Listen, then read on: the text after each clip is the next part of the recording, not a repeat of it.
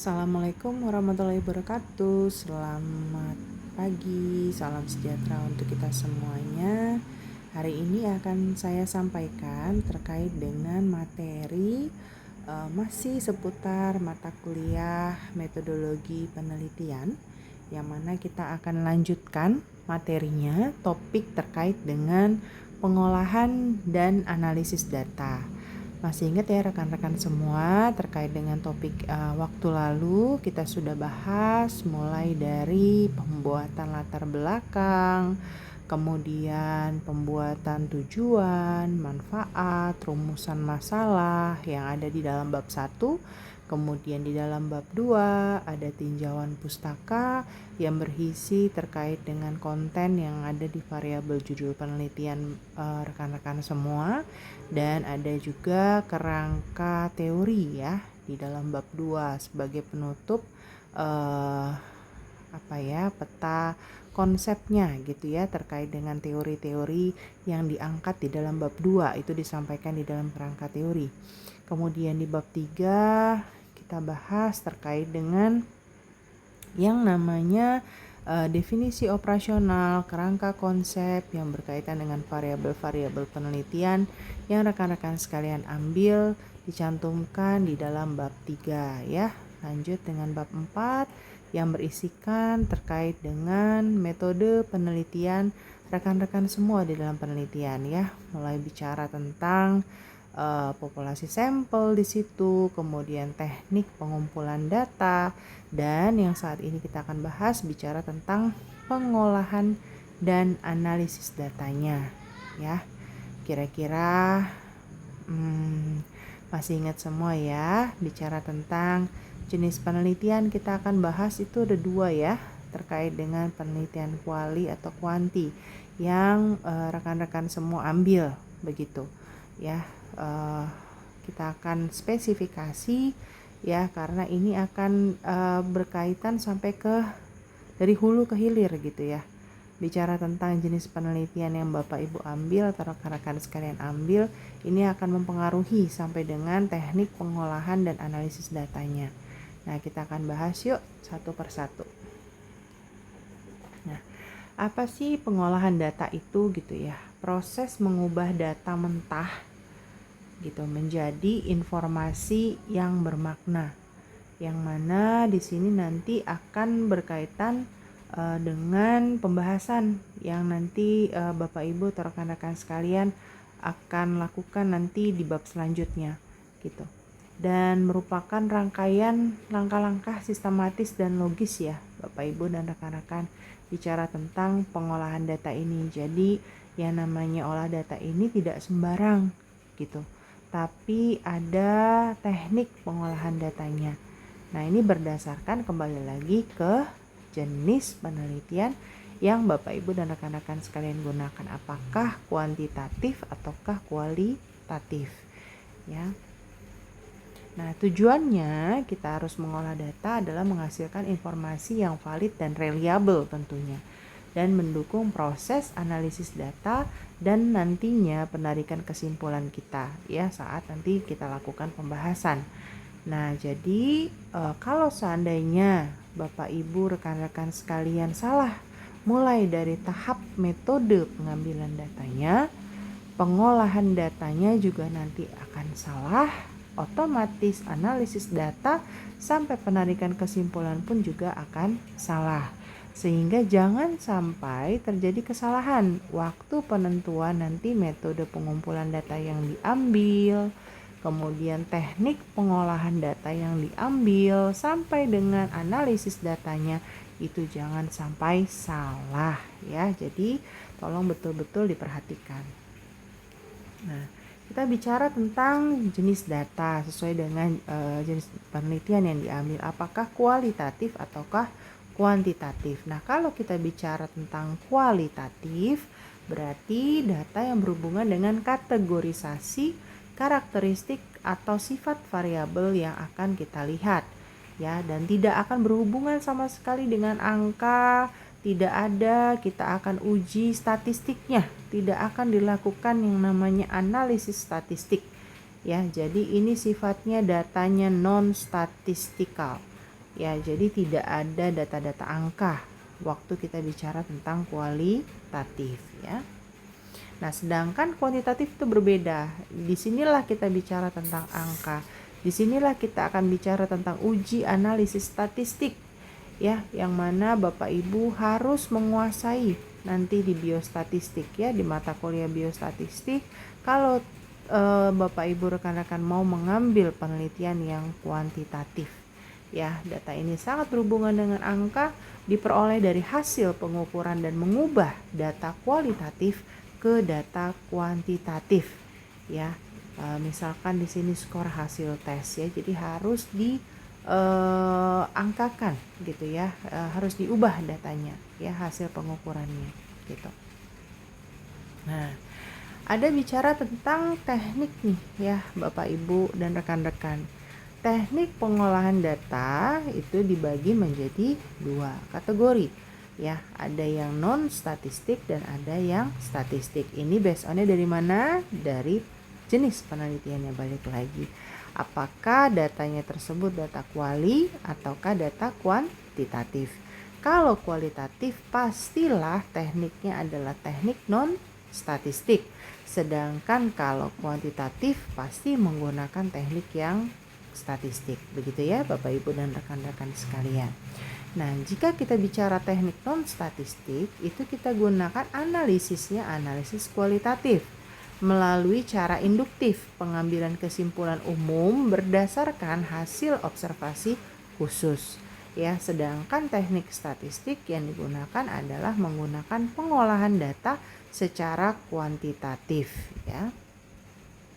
Nah, adapun tahap-tahap pengolahan data Bapak Ibu dan rekan-rekan sekalian itu ada beberapa tahapan. Mulai dari editing, coding, entry, cleaning sampai dengan tabulasi.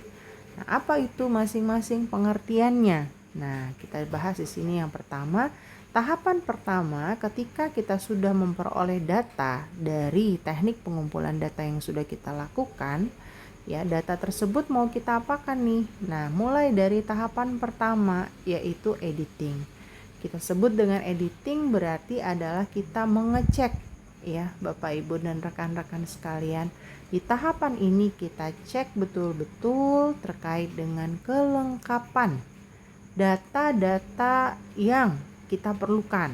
Misalnya datanya itu kita mengambil dari 100 responden gitu ya, 100 kuesioner, 100 data, tapi ternyata yang terkumpul itu baru 98 misalnya. Nah, ini berarti kan ada data yang kurang. Nah, ini perlu kita telusuri kembali Bapak Ibu dan rekan-rekan. Di tahap proses editing ini kita mengecek kembali kelengkapannya ya, jangan-jangan kita ketelingsut nih ya, belum kita input, kita belum masukin gitu ya, ke dalam laporan kita gitu, rekapan kita. Nah, ini perlu kita telusuri ya. Kemudian kita cek nih betul-betul ya data responden A, B, C, D dari nomor urut pertama sampai dengan nomor urut 100 gitu ya. Datanya lengkap enggak gitu. Kalau misalkan juga komponennya harusnya ada dua komponen A dan komponen B gitu ya yang harus ada. Ya, ternyata baru ada komponen A, yang satu belum ada komponen B. Nah, itu dicari tuh. Ya, itu terkait dengan editing data. Nah, ketika sudah lengkap, kita pastikan semua data sudah ada. Next step adalah coding. Ya, mengkategorikan jawaban ke dalam bentuk angka atau simbol tertentu. Nah, biasanya itu kita mengkodingkan itu dengan angka yang lebih mudah Bapak Ibu dan rekan-rekan, karena kalau kita nanti bicara tentang SPSS, pengolahan data gitu ya melalui statistik ya. Nah, itu kita perlu dikodingkan gitu. Jadi mempermudah nantinya Bapak Ibu memasukkan ke dalam softwarenya nanti ya, aplikasi SPSS tadi ya. Kemudian barulah ketika kita sudah menomorkan gitu ya, kita entrykan tuh nomor-nomor tadi gitu kan ke dalam software itu ya, atau aplikasi SPSS tadi misalnya ya. Nah, kemudian ketika sudah kita cleaning nih, mengoreksi kesalahan penginputan. Jangan-jangan ada kesalahan nih yang harusnya kita coding 1, ternyata kita coding 2. Nah, hal-hal itu merupakan bagian dari proses cleaning data.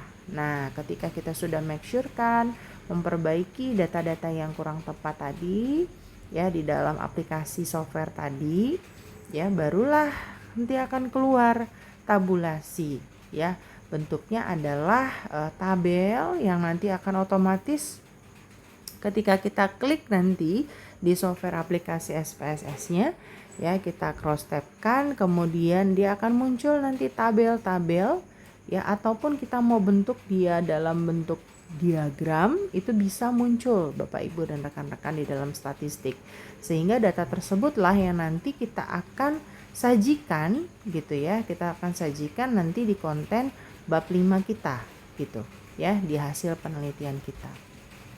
Nah, ini contoh coding ya Bapak Ibu dan rekan-rekan sekalian. Ini contoh ya, sekedar contoh. Misalnya data agama ya, responden kita mau telusuri misalnya ya.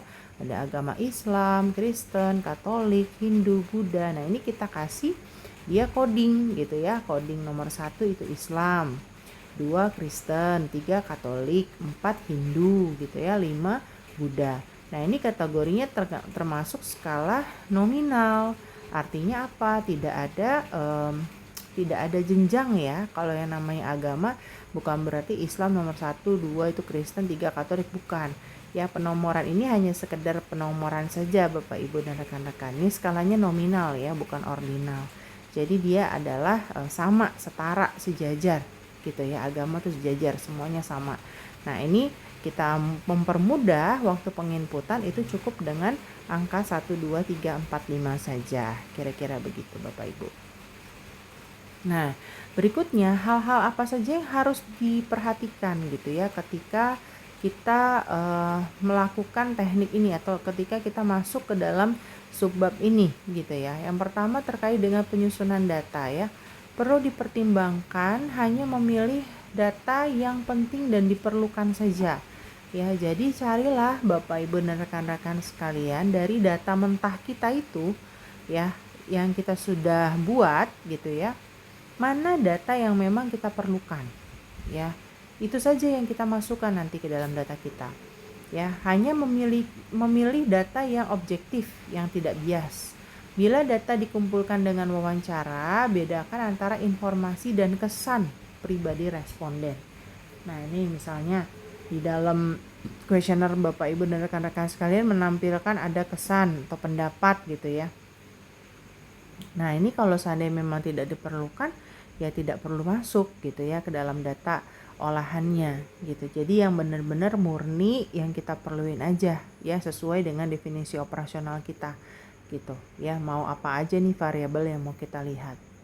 Kemudian kita klasifikasikan. Waktu kita klasifikasikan atau kelompokin data gitu ya, pastikan sesuai dengan tujuan penelitian dan hipotesis kita Bapak Ibu dan rekan-rekan sekalian. Jangan melenceng dari tujuan dan hipotesis yang sudah kita buat gitu.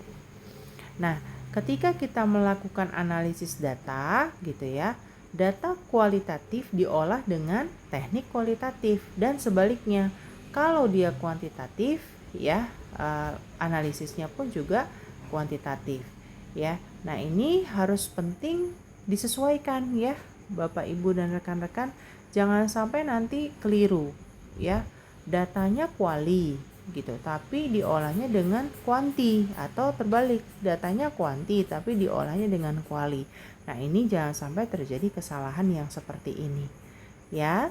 Jadi ini tolong ditekankan baik-baik. Nah, dikatakan analisis data Bapak Ibu dan rekan-rekan sekalian, kita akan mengenal itu ada tiga analisis gitu ya. Ada yang namanya analisis univariat, ada yang namanya analisis bivariat, dan ada yang namanya analisis multivariat. Nah, apa itu perbedaan dari ketiga hal tersebut? Yang namanya uni gitu ya, uni itu pasti satu ya, dia itu hanya melihat satu variabel dari hasil penelitian kita. Ya, biasanya sih hanya bersifat karakteristik dari data-data variabel. Ya, itu adalah gambaran dari univariat. Jadi hanya menggambarkan setiap variabel aja. Gitu. Intinya itu adalah univariat. Sedangkan kalau bivariat, B itu berarti dua. Berarti menghubungkan nih ya antara dua variabel gitu ya yang dikaitkan atau berhubungan kira-kira. Kita lihat korelasinya. Nah, ini dilakukan dari hasil uji statistik.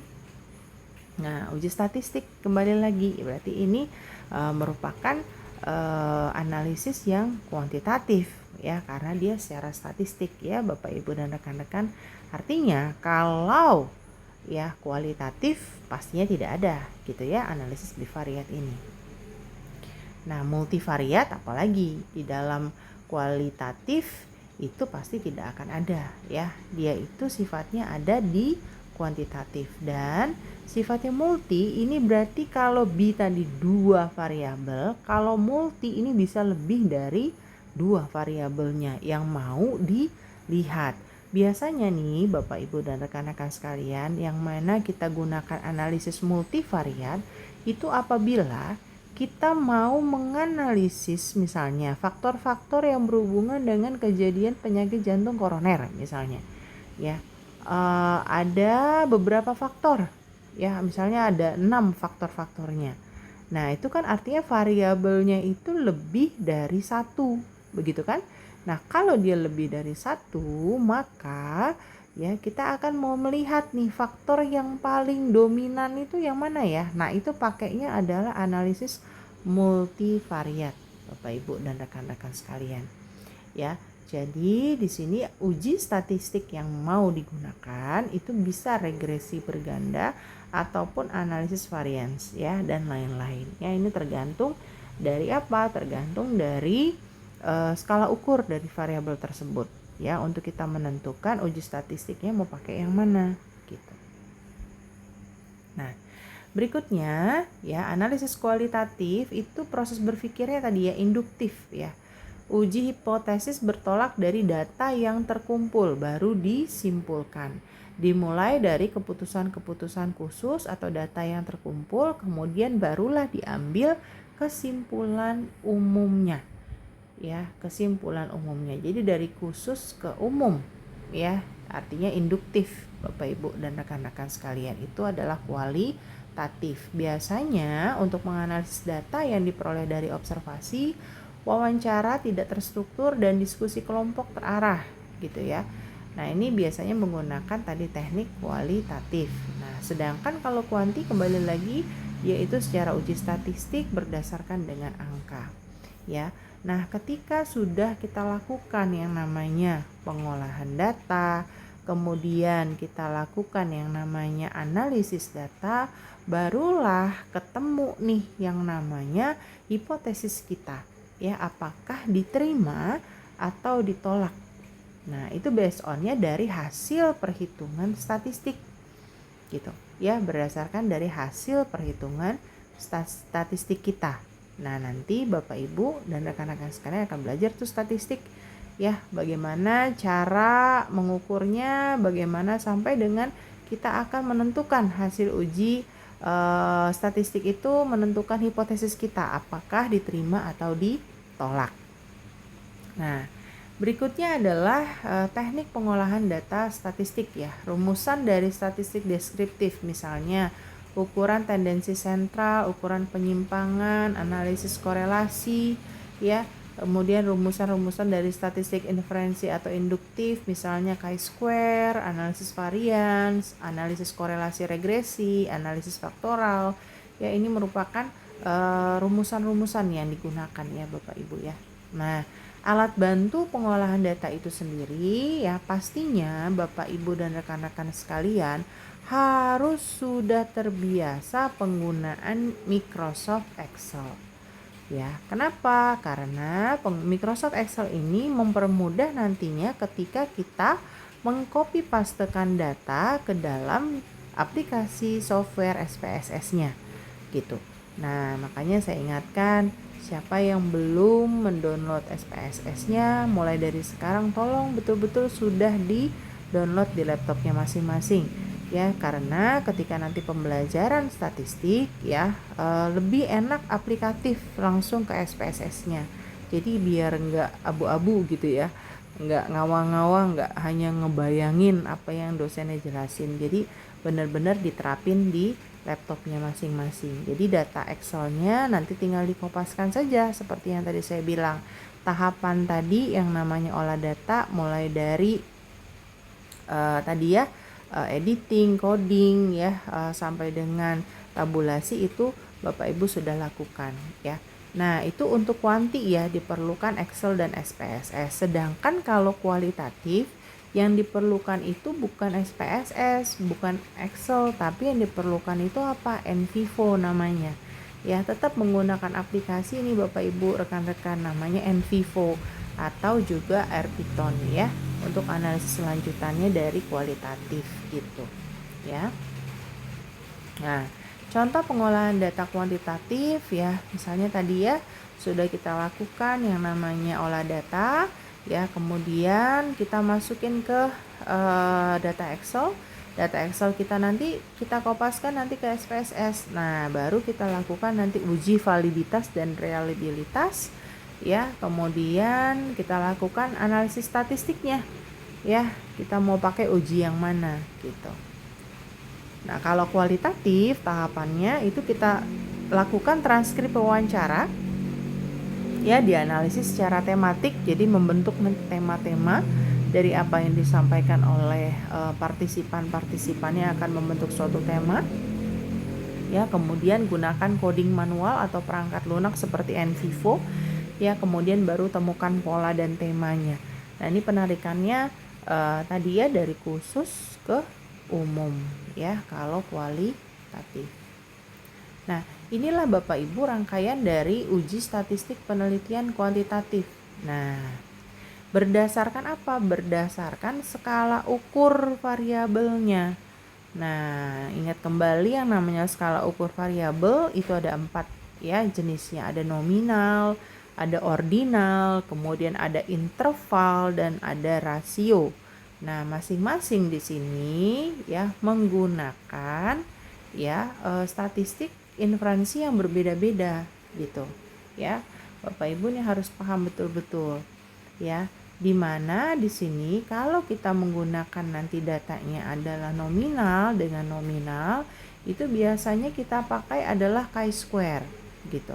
Kalau ordinal dengan ordinal kita pakai nanti korelasi berjenjang, Spearman ataupun ANOVA. Kalau datanya interval dengan interval, maka kita pakai nanti ini ya, korelasi produk ya, momen persen, uji T, ANOVA, regresi ataupun analisa faktor.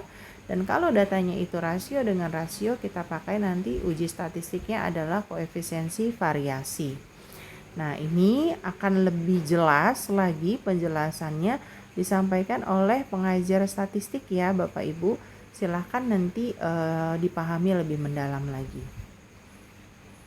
Nah, penting untuk diperhatikan apabila hendak menganalisis data, dilihat dulu jenis datanya ya. Apabila data kita ordinal dengan ordinal, tentu saja tadi menggunakan nanti uji statistiknya adalah Spearman-Brown. Apabila minimal interval bisa menggunakan persen, kemudian produk moment, kemudian analisis jalur dan SEM ya. Kemudian tidak boleh menggabungkan variabel ordinal dengan rasio ya, karena data rasio itu minimal digabung dengan interval. Ya, jadi ini tidak boleh ya Bapak Ibu menggabungkan antara ordinal dengan rasio gitu ya. Jadi rasio itu harus dipartnerkan dengan interval minimal. Ya, jadi tidak boleh ordinal dengan rasio, tapi rasio ini minimal dengan interval begitu ya. Nah, ketika sudah dilakukan yang namanya analisis data ya, maka kita bisa tarik kesimpulan hipotesis kita seperti apa ya, apakah sesuai atau tidak. Nah, kalau seandainya kualitatif itu tidak ada hipotesis ya Bapak Ibu dan rekan-rekan sekalian, sehingga dia sifatnya hanya hasil proses berpikir dari induktif tadi ya, penemuan dari hasil penelitian ya, kemudian ditarik kesimpulannya apa gitu ya. Tapi kalau dia kuantitatif berarti kesimpulannya adalah nanti dari hipotesisnya, apakah ya hipotesisnya diterima ya atau hipotesisnya ditolak ya, H0-nya gitu. Nah, kriteria kesimpulan gitu ya. Kalau kita bicara tentang kriteria kesimpulan, bagaimana kita merumuskannya gitu. Yang namanya kesimpulan itu harus dibuat secara ringkas dan tepat. Jadi tidak lagi bicara tentang apa konten teori misalnya, ya, atau konten pembahasan gitu. Tapi dia merupakan benang merah terakhirnya gitu ya. Kita buat ringkas dan tepat gitu ya, menggunakan hasil uji hipotesis dan didukung dengan data-data. Nah, mencerminkan batas berlakunya apakah untuk seluruh atau sebagian populasi di dalam penelitian ini. Ya, merupakan rekapitulasi berbagai informasi atau pembuktiannya dan dapat menjelaskan masalah yang diteliti. Artinya menjawab tujuan penelitian kita. Ya, jangan sampai kesimpulan itu lari dari tujuan penelitian. Ya, karena yang namanya kesimpulan itu adalah menjawab tujuan penelitian kita. Mengapa kita lakukan penelitian ini? Jawabannya akan ada tergambarkan di kesimpulan. Ya, permasalahan penelitian kita juga akan terjawab di kesimpulan. Kesimpulan mencerminkan juga penerimaan atau penolakan hipotesis tadi ya yang sudah saya sampaikan, dapat menuntun dilakukannya penelitian lebih lanjut yang berhubungan dengan hasil penelitian. Nah, ini bisa nanti masuk ke dalam konten saran ya. Misalnya ditemukan kekurangan dari penelitian kita, mungkin bisa menjadi dasar pemikiran untuk penelitian selanjutnya gitu ya, dari kekurangan kita itu gitu ya, sehingga penelitian selanjutnya itu bisa mengangkat kekurangan kita ya, supaya bisa dilakukan penelitian lebih lanjutnya.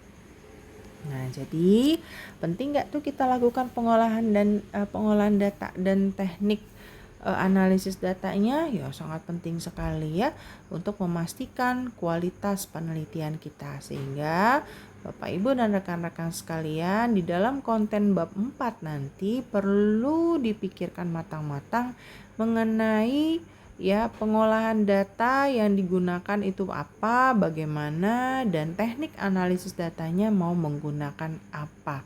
Itu sudah direncanakan sejak proposal penelitian. Ya, jadi harus dilakukan nih secara sistematis dan teliti ya, sesuai dengan jenis data penelitian ya Bapak Ibu dan rekan-rekan sekalian yang sudah ditentukan. Ya, jangan sampai nanti melenceng tadi yang saya sampaikan. Data kuali tapi malah diolah dengan data kuanti dan sebaliknya. Nanti akan salah nanti penarikannya.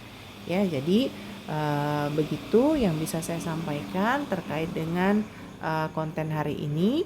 Ya, jadi semoga apa yang saya sampaikan terkait dengan materi hari ini bisa bermanfaat untuk Bapak Ibu dan rekan-rekan sekalian dalam proses pembuatan penyusunan proposal skripsi ya dari Bapak Ibu dan rekan-rekan sekalian.